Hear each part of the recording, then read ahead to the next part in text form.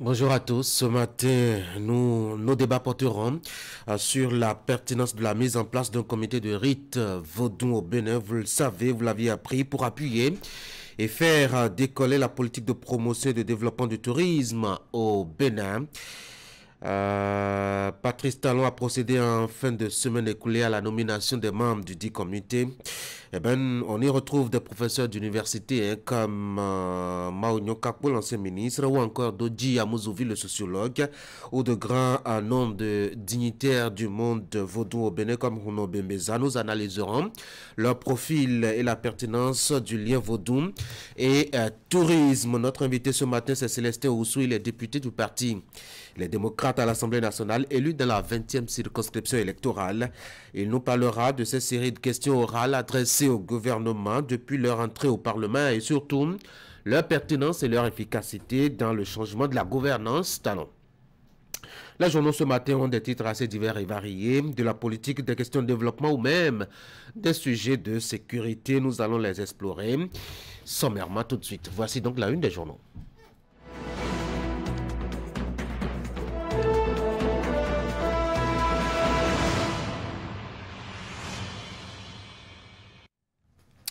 Et donc, premier rendez-vous de ce matin avec les quotidiens dans leur parution. On va ouvrir avec Fraternité. Vous le savez, c'est notre habitude par ici.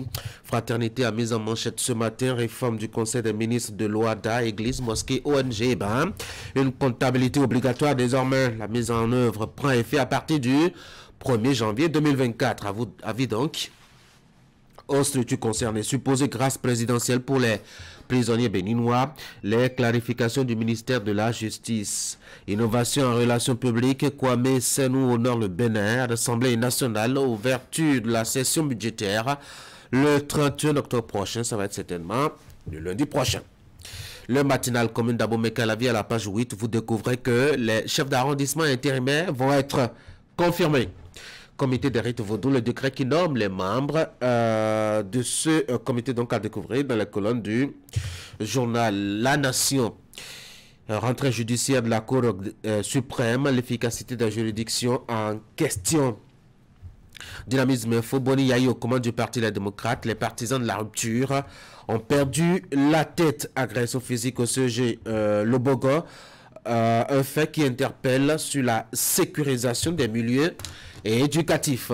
Nous sommes avec Djakwatavi des partis politiques. Pourquoi Boni Yahi à la présidence des partis Les Démocrates fait-il mal? Le Soleil Bénin Info, animation de la vie politique au Bénin. Yahi Talon, un duel épique en perspective. C'est tellement en rapport avec 2026. Stratégie cachée derrière le retour de l'ancien président devant la scène politique. On était candidat, Yahi député pour prendre le perchoir. Matin libre, un combat des libertés s'en est allé, un combattant pardon des libertés s'en est allé.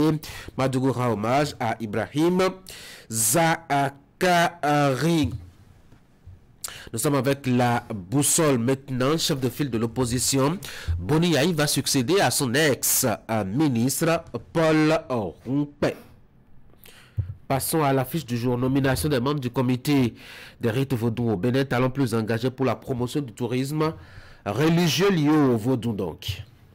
La première création du comité des rites vaudou, talon met fin à la pagaille 2.0. Kofi Aza est-il écarté? Se demande le quotidien ce matin. La Gazette, la Nouvelle Gazette, réaction du chef suprême des religieux endogènes au Bénin sur la nomination des membres du comité des rites vaudou au Bénin donc. Patrice Talon a sorti le vaudou de l'informel, a dit l'homme.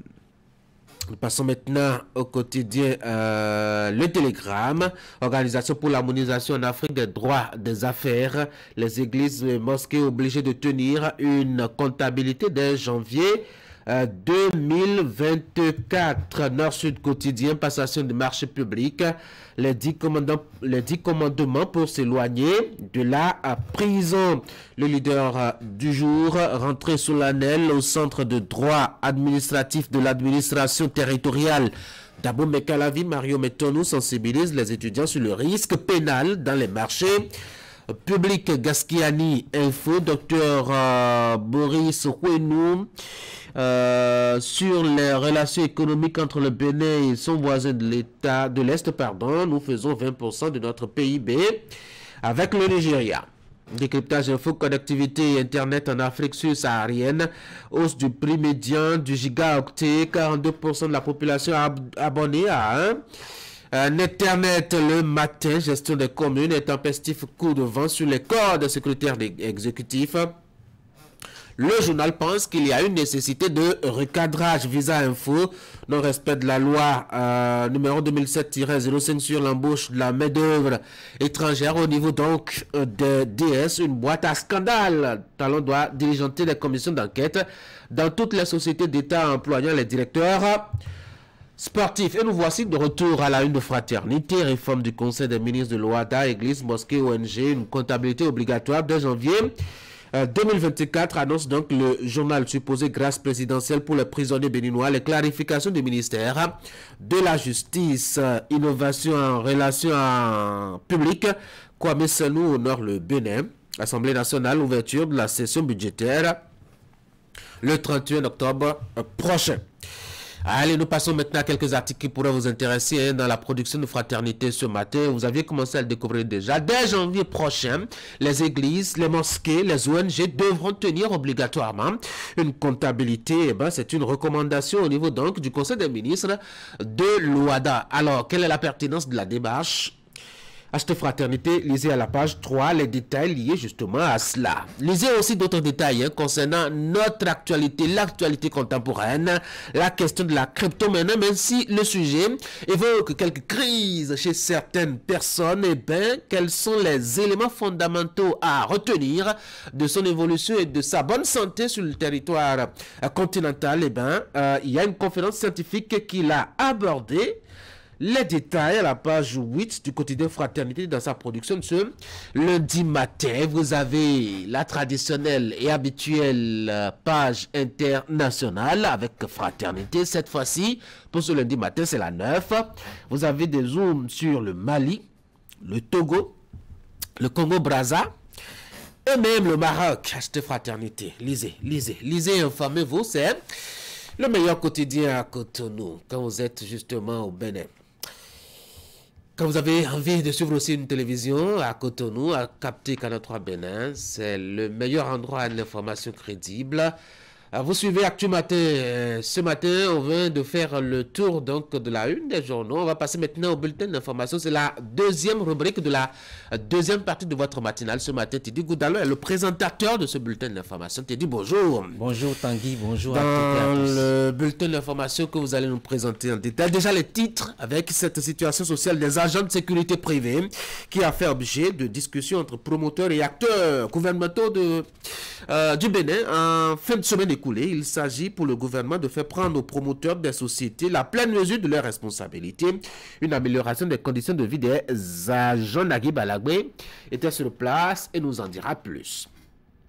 Et puis l'Office béninois du sport scolaire et universitaire a organisé la 4e édition du CROSS de la rentrée. C'est la ville de Djougou dans le département de la Donga qui a accueilli les élèves venus démontrer leur talent en matière d'athlétisme. Vous le voyez sur ces images, ils étaient bien nombreux. Les meilleurs athlètes ont été récompensés à l'issue de cette compétition. Et nous ferons savoir nos témoins reporters partis sur le terrain. Et vous allez le constater donc avec Alassane Harouna que certains sont partis avec de bons prix. Voici le bulletin de l'information.